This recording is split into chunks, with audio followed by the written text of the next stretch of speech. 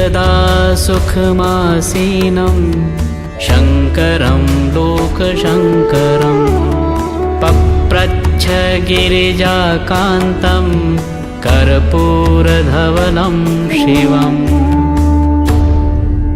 पार्वती उवाच भगवन् देवदेवेश लोकनाथ जगद्गुरो शोकाकुलानां लोकानां केन रक्षा भवेत् ध्रुवम्। सङ्ग्रामे सङ्कटे घोरे भूतप्रेतादिके भये दुःखदावाग्निसन्तप्तं चेतसां दुःखभागिनाम्। ईश्वर उवाच शृणु देवि प्रवक्ष्यामि लोकानां हितकाम्यया विभीषणाय रामेण प्रेम्णा दत्ते च यत्पुरा कवचं कपिनाथस्य वायुपुत्रस्य धीमतः गुह्यं ते सम्प्रवक्ष्यामि विशेषात् शृणु सुन्दरि। अथ विनियोगः ॐ अस्य श्रीहनुमत्कवचस्तोत्रमन्त्रस्य श्रीरामचन्द्रऋषिः अनुष्टुप्छन्दः श्रीमहावीरो हनुमान् देवता मरुतात्मज इति बीजम्। ॐ अञ्जनीसूनुरिति शक्तिः ॐ ह्रैं ह्रीं रौं इति कवचम् ॐ स्वाहा इति कीलकम् लक्ष्मणप्राणदाता इति बीजं मम सकलकार्यसिद्धर्थे जपे विनियोगः।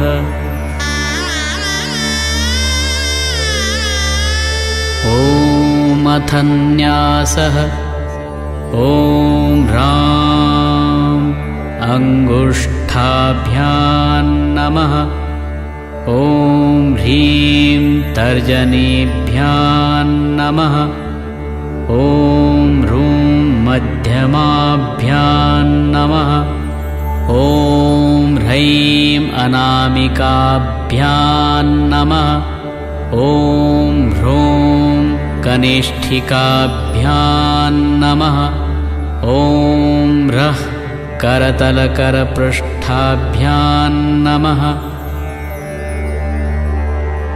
ॐ अथ हृदयादिन्यासः ॐ अञ्जनीसूनवे हृदयाय नमः ॐ रुद्रमूर्तये शिरसे स्वाहा ॐ वायुसुतात्मने शिखायै वषट् ॐ वज्रदेहाय कवचाय हुम् ॐ रामदूताय नेत्रत्रयाय वौषट् ॐ ब्रह्मास्त्रनिवारणाय अस्त्राय फट् ॐ रामदूताय विद्महे कपिराजाय धीमहि तन्नो हनुमान् प्रचोदयात्। ॐ हूं फट् इति दिग्बन्धः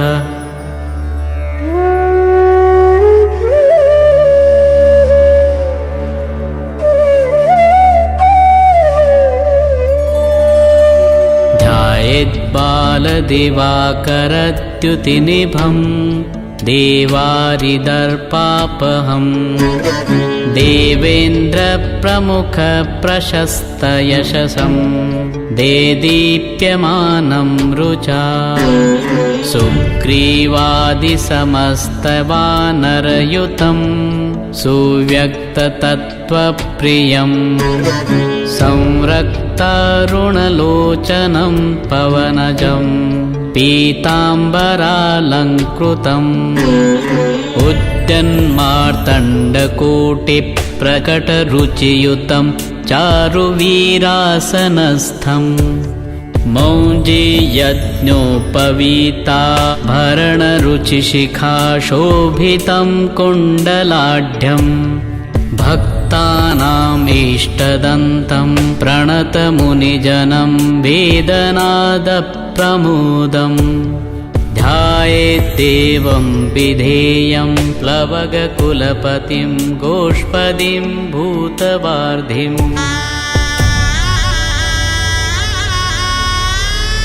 वज्राङ्गं पिङ्गकेशाढ्यं स्वर्णकुण्डलमण्डितं नियुद्धकर्मकुशलं च पारावारपराक्रमम्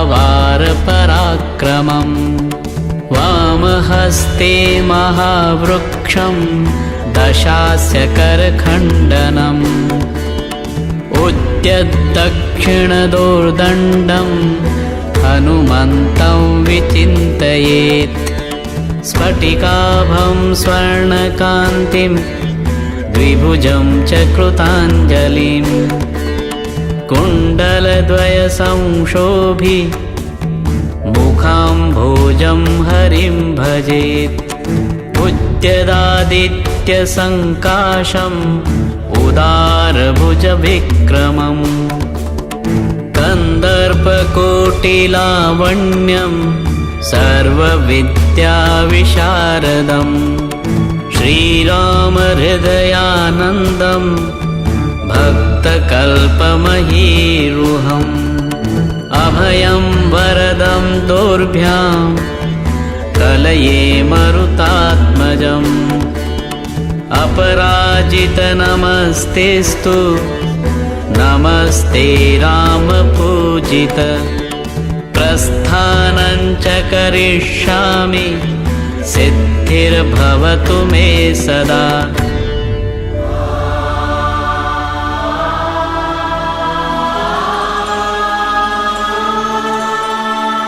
यो वारान्निधिमल्पपल्वलमिवोल्लङ्घ्य प्रतापान्वितो वैदेही घनशोकतापहरणो वैकुण्ठतत्त्वप्रियः अक्षाद्युर्जितराक्षसेश्वर महादर्पापहारी रणे सोऽयं वानरपुङ्गवो वतु सदायुष्मान् समीरात्मजः।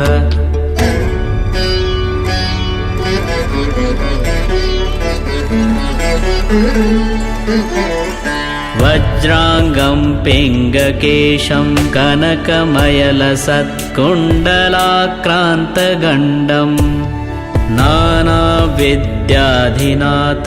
करतलविधृतं पूर्णकुम्भं दृढं च भक्ताभीष्टाधिकारं विदधति च सदा सर्वदा सुप्रसन्नम् त्रैलोक्यत्राणकारं सकलभुवनगं रामदूतं नमामि उद्यल्लाङ्गूलकेशं प्रचयजलधरं भीममूर्तिं कपीन्द्रं वन्दे रामाङ्घ्रिपद्मभ्रमरपरिवृतं तत्त्वसारं प्रसन्नम् वज्राङ्गं वज्ररूपं कनकमयलसत्कुण्डलाक्रान्तगण्डं दम्भोलिस्तम्भसारप्रहरणविकटं भूतरक्षोधिनाथम्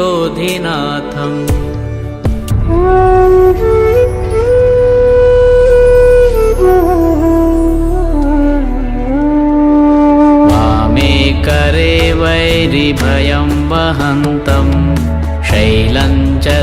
वक्षे निजकण्ठलग्नं दधानमासाद्य सुवर्णवर्णम् भजे ज्वलत्कुण्डलरामदूतम् पद्मरागमणिकुण्डलत्विषा पाटलीकृतकपोलमण्डलम् दिव्यदेवकदलीवनान्तरे भावयामि पवमाननन्दनम्। ईश्वर उवाच इति वदति विशेषाद्राघवो राक्षसेन्द्रम् प्रमुदितवरचित्तो रावणस्यानुजो हि रघुवरवरदूतं पूजयामास भूयः स्तुतिभिरतिकृतार्थं स्वं परं मन्यमानः।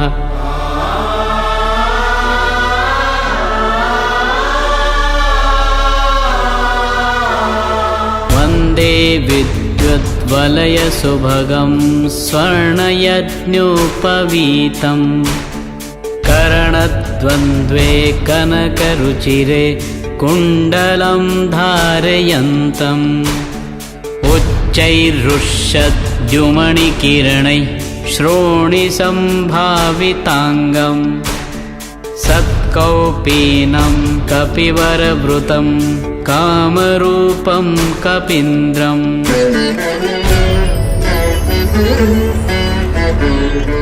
मनोजवं मारुततुल्यवेगं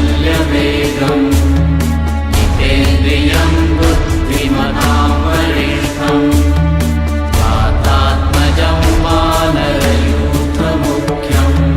श्रीरामदूतं सततं स्मरामि।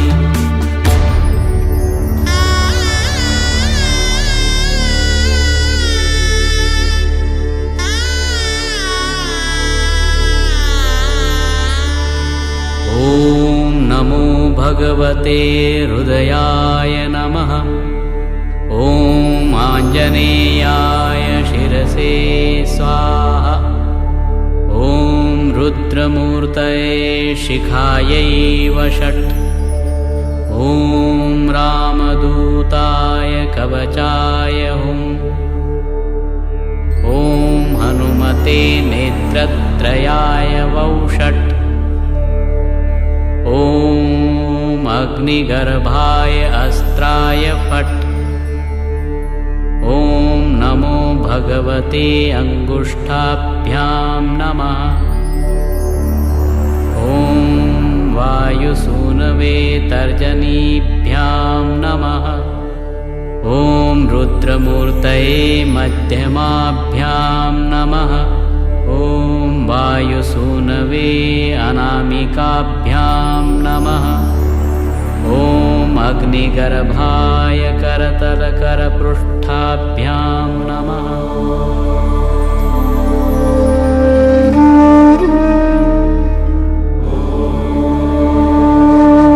अथ मन्त्र उच्यते। ॐ ऐं ह्रीं श्रीं ह्रां ह्रूं ह्रैं ह्रों ह्रः। ॐ ह्रीं ह्रों ॐ नमो भगवते महाबलपराक्रमाय भूतप्रेतपिशाच शाकिनी डाकिनी यक्षिणी पूतनामारि महामारि यक्षराक्षसभैरव वेतालग्रहराक्षसादिकं हन हन भञ्जय भञ्जय मारय मारय शिक्षय शिक्षय महामाहेश्वर रुद्रावतार। ॐ फट् स्वाहा। ॐ नमो भगवते हनुमदाख्याय रुद्राय सर्वदुष्टजनमुखस्तम्भनं कुरु कुरु। रां ह्रीं ह्रूं ठं ठं ठं फट् स्वाहा।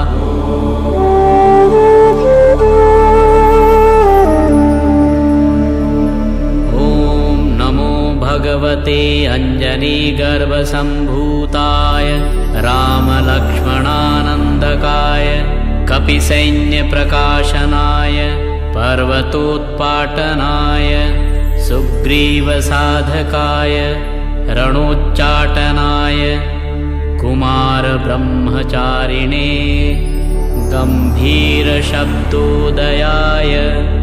ॐ ह्रीं ह्रीं ह्रूं सर्वदुष्टनिवारणाय स्वाहा।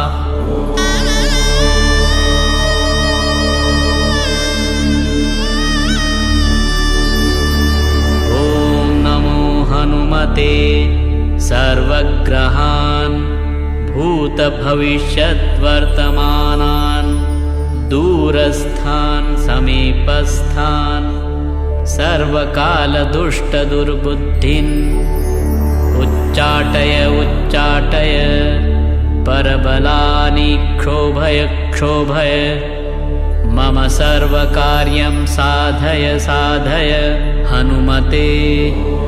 ॐ ह्रां ह्रीं ह्रूं फट् देहि ॐ शिवं सिद्धिं ह्रां ह्रीं ह्रूं ह्रूं ॐ स्वाहा।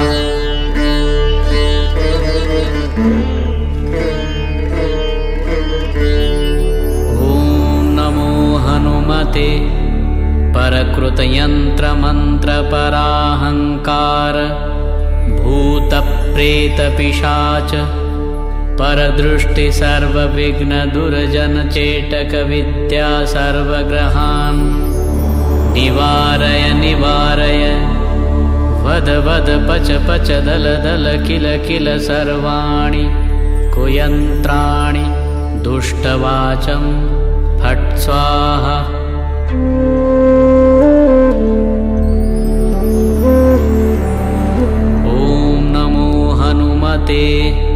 पाहि पाहि एहि एहि सर्वग्रहभूतानां शाकिनी डाकिनीनां विषमदुष्टानां सर्वविषयानाकर्षय मर्दय मर्दय भेदय भेदय मृत्युम् उत्पाटयोत्पाटय शोषय शोषय ज्वल ज्वल प्रज्वल प्रज्वल भूतमण्डल प्रेतमण्डल पिशाचमण्डल निरासय निरासय भूतज्वर प्रेतज्वर चातुर्थिकज्वर विषमज्वर माहेश्वर ज्वरान् छिन्धि छिन्धि भिन्धि भिन्धि अक्षिशूल पक्षशूल शिरोभ्यन्तरशूल गुल्मशूल पित्तशूल ब्रह्मराक्षसकुल परकुल नागकुल विषं नाशय नाशय निर्विषं कुरु कुरु फट् स्वाहा।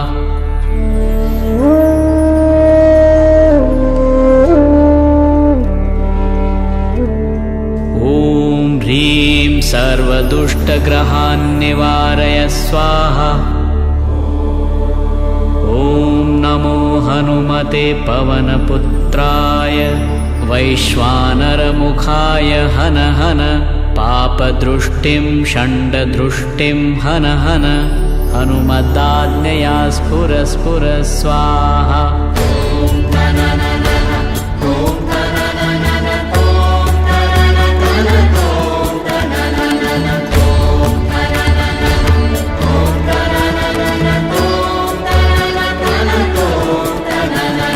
श्रीरामचन्द्र उवाच हनुमान् पूर्वतः पातु दक्षिणे पवनात्मजः प्रतीचां पातु रक्षोघ्न उत्तरश्यामपारगः उदीचादूर्ध्वगः पातु केसरी प्रियनन्दनः अधश्च विष्णुभक्तस्तु पातु मध्यं च पावनः अवान्तरदिशः पातु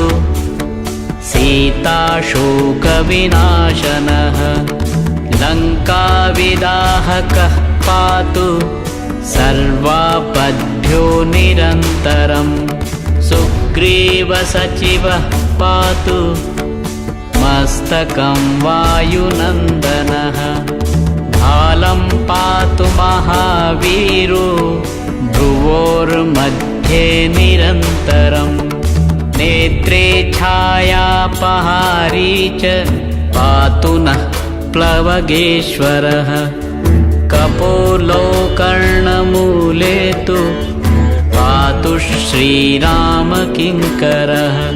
नासाग्रमञ्जनी सूनुः वक्त्रं पातु हरीश्वरः वाचं रुद्रप्रियः पातु जिह्वां पिङ्गललोचनः पातु दन्तान् फाल्गुनेष्टः चिबुकं दैत्यप्राणहृत् पातु कण्ठं च दैत्यारिः स्कन्धौ पातु सुरार्चितः भुजौ पातु महातेजः करोतु चरणायुधः नखान्नखायुधः पातु कुक्षिं पातु कपीश्वरः वक्षो मुद्रापहारी च पातु पार्श्वं भुजायुधः लङ्काविभञ्जनः पातु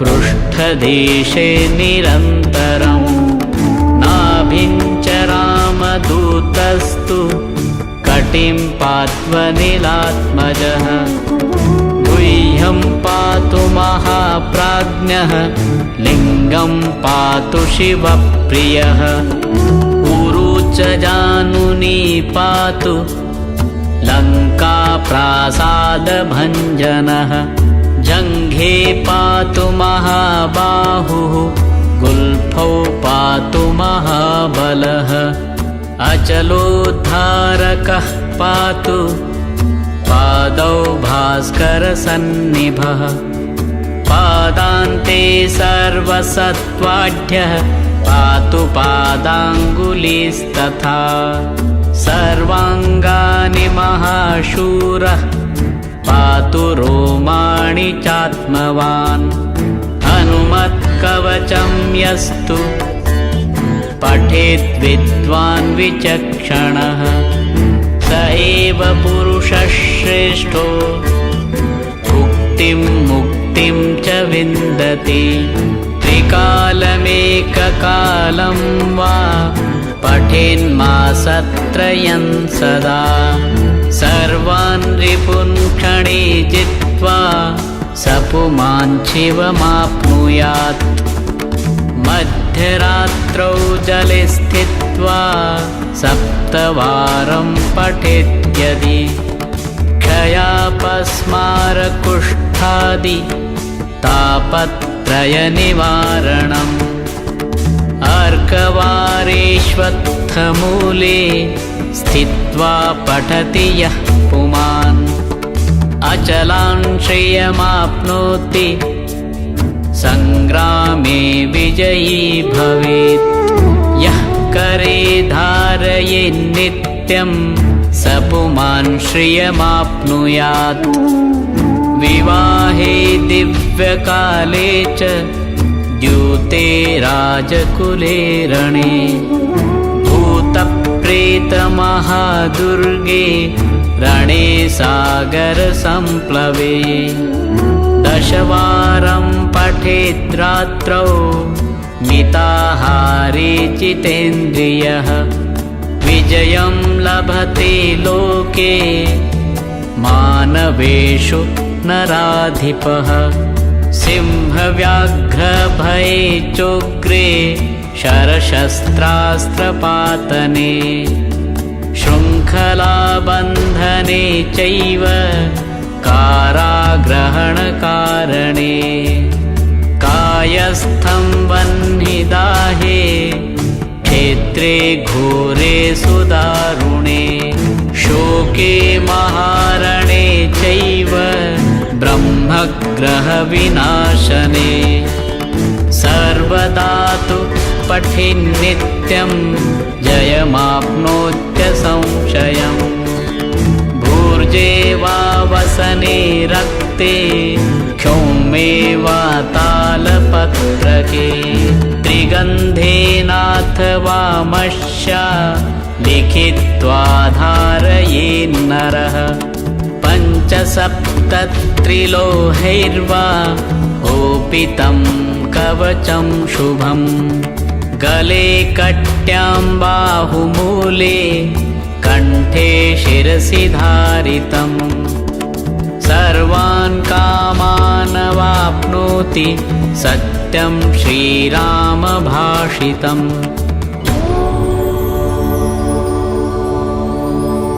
इति एकमुखी हनुमत्कवचं समाप्तम्।